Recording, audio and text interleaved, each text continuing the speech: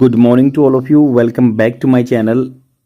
आज है 30 अगस्त 2025 और हम बात करेंगे द हिंदू न्यूज़पेपर के पेज नंबर 8 के बारे में, क्योंकि एडिटोरियल पेज पे जो दो एडिटोरियल दिए हुए हैं साइड में वो काफ़ी मतलब ओल्ड हो चुके हैं। एक तो यूएसए के बारे में है, दूसरा जो आईआईपी आया है इंडेक्स ऑफ इंडस्ट्रियल प्रोडक्शन उसके बारे में है। तो मुझे लगा कि वो इतने अच्छे नहीं हैं। और देखो ये यहाँ पे पिक्चर दी हुई है, ये प्रधानमंत्री जापान गए हैं। आपने देखा होगा, वीडियो भी देखा होगा कि ये लेडीज हिंदी बोल रही हैं। तो ऐसे ही एक इम्पोर्टेंट आर्टिकल यहाँ पे है सुप्रीम कोर्ट के बारे में। इसको आपने न्यूज़ में देखा होगा क्या क्या कंटेंट चल रहा है वहाँ पे, तो इसको हम अच्छे से देखेंगे क्या है और इसका बैकग्राउंड भी देखेंगे। आपको न्यूज़पेपर की पीडीएफ इस टेलीग्राम चैनल पे मिल जाएगी, जाके सर्च कर सकते हैं और डाउनलोड कर सकते हैं। तो बिना डिले किए स्टार्ट करते हैं। सुप्रीम कोर्ट सर्वोच्च न्यायालय रिटर्न्स, क्योंकि एक सब्सक्राइबर ने ऐसे बोला था कि वन वर्ड बाय वर्ड मुझे ट्रांसलेट करना है, तो वही मैं करने की कोशिश कर रहा हूं। तो प्लीज आपको सपोर्ट करना है, लाइक एंड कमेंट जरूर करना है। तो सुप्रीम कोर्ट सर्वोच्च न्यायालय रिटर्न्स, तो ये वर्ब की फॉर्म फर्स्ट फॉर्म के साथ एस लगा हुआ है। ये मतलब क्या होता है, जनरली जो टाइटल होता है ना, तो उसमें कोई सेंटेंस स्ट्रक्चर नहीं देखा जाता, बस ऐसे ही रहता है। वर्ब की फर्स्ट फॉर्म के साथ एस लगा है।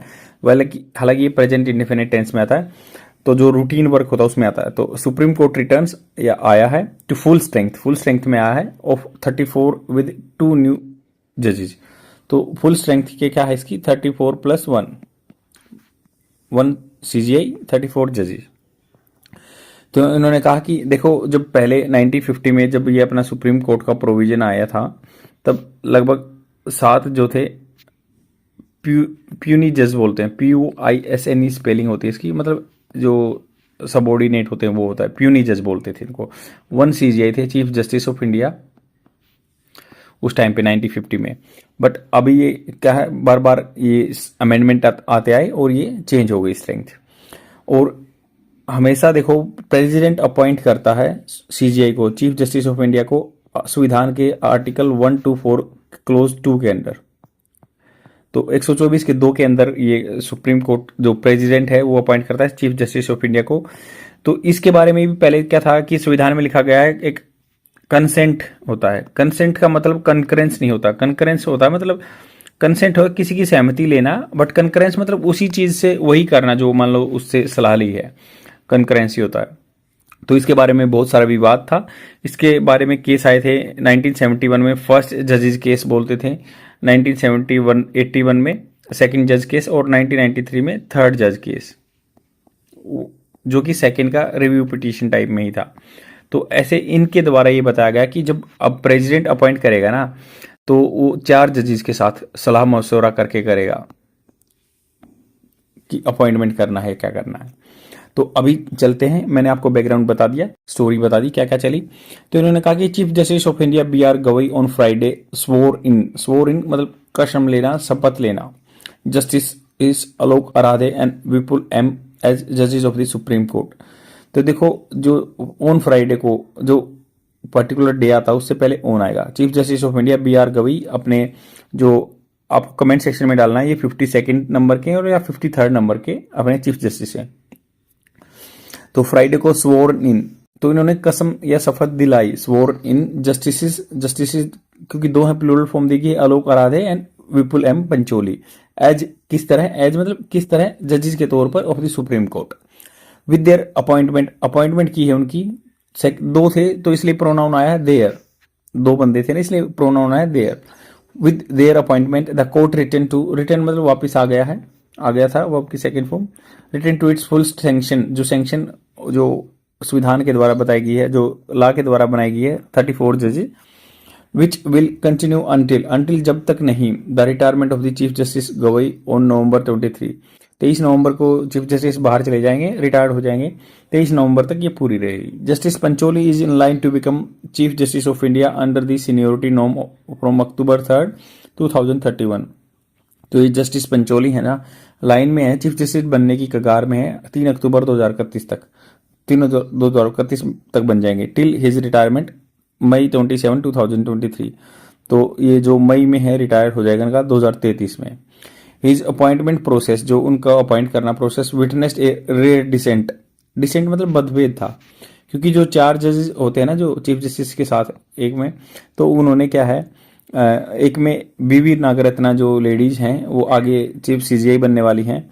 तो इन्होंने कहा कि वो डिसेंट मतभेद में थी कि उनकी अपॉइंटमेंट नहीं होनी चाहिए, वो सीनियोरिटी में काफ़ी पीछे हैं। कौन ये? विपुल, जस्टिस पंचोली, जो विपुल पंचोली। तो इन्होंने कहा कि he his appointment process witness, witness मतलब इसकी उसका सबूत है, इसने ये देखा रेयर डिसेंट, अलग तरह का, रेयर मतलब बिल्कुल विचित्र तरह का डिसेंट मतभेद from one of the collegium, collegium होता है मतलब एक ग्रुप ऑफ 4 जो जजेस का संगठन, मेंबर्स जस्टिस बीवी नागरत्ना हु नोटेड, उन्होंने नोटेड किया that justice Pancholi was ranked 57th in all India high court जजेस। मतलब सभी हाई कोर्ट के जजेस की रैंकिंग बनाएंगे ना तो उनमें 57 नंबर पे सीनियर हैं in high all India high court जजेस seniority list, and that several meritorious जो मतलब अच्छे मेधावी हैं जजेस सीनियर टू हिम, उनसे जो सीनियर है कुछ भी मतलब फ्यूचर में हो सकता है कंसीडर्ड फॉर एलिवेशन, उनको उनका एलिवेशन होता है किसी को ऊंचे पद पे ले जाना, तो उनको कंसीडर किया जा सकता था एलिवेशन के लिए। इन हर डिसेंट जो उनका मतभेद था, जस्टिस नागरत्ना ने रोट किया कि that his appointment would be counter productive, अगर उनकी जो उन्होंने लिखा था कि भाई उनकी जो अपॉइंटमेंट है वो काउंटर प्रोडक्टिव रहेगी to the administration of justice, to जो किसके लिए?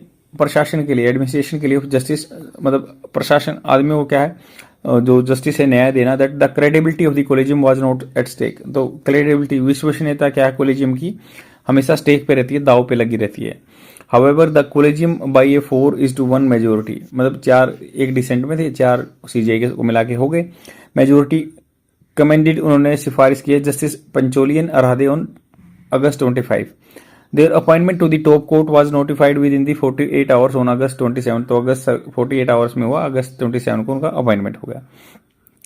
Justice Pancholi was born on May, तो उनके अब मतलब उनके पर्सनल बैकग्राउंड के बारे में आ रहा है कि पंचोली का जन्म 1968 में हुआ था अहमदाबाद में, and was confirmed as a permanent जज of Gujarat high court in 2016। तो गुजरात हाई कोर्ट के 2016 में परमानेंट जज बने थे।